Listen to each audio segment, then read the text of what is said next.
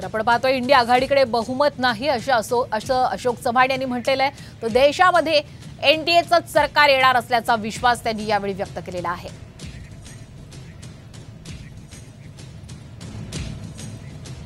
तर अशोक चव्हाण यांनी आता एनडीएचं सरकार येईल असा विश्वास यावेळी व्यक्त केलेला आहे. आज दिल्लीमध्ये इंडिया आघाडीची आणि एनडीएची महत्त्वाची बैठक होती आणि सध्या आपण ही दृश्य पाहतोय. भाजपचे नेते आज बैठकीसाठी दाखल होत आहेत. गिरीश महाजन, प्रवीण दरेकर बैठकीसाठी दाखल झाल्याचं आपण या दृश्यांच्या माध्यमातून पाहू शकतो. भाजप प्रदेश कार्यालयामध्ये आता भाजपच्या या महत्त्वाच्या बैठकीला सुरुवात होणार आहे आणि या बैठकीनंतर उपमुख्यमंत्री देवेंद्र फडणवीस माध्यमांशी संवादही साधणार आहेत. आजच्या याच बैठकीच्या माध्यमातून राज्यातले अनेक महत्त्वाचे विषय सुद्धा चर्चेला येतील. याशिवाय लोकसभा निवडणुकीच्या निकालावर सुद्धा विचारमंथन केलं जाणार आहे. मंत्रिमंडळ विस्तारासंदर्भामध्ये सुद्धा भाजपच्या या अंतर्गत बैठकीमध्ये चर्चा होईल अशी ही खरं तर माहिती मिळते. भाजप प्रदेश कार्यालयामध्ये आता भाजपच्या महत्त्वाच्या नेत्यांची बैठक आता सुरू होतीये आणि तेव्हाचीच आपण ही महत्त्वाची दृश्य पाहतोय.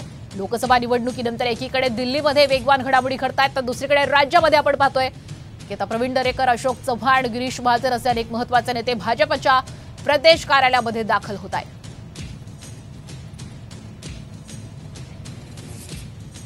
आपण या दृश्यांच्या माध्यमातून पाहतोय कशा पद्धतीनं राज्यातले भाजपचे महत्त्वाचे नेते, आमदार, पदाधिकारी आता भाजप प्रदेश कार्यालयामध्ये आता दाखल होतात आणि अगदी थोड्याच वेळामध्ये भाजपच्या या बैठकीला सुद्धा सुरुवात होणार आहे.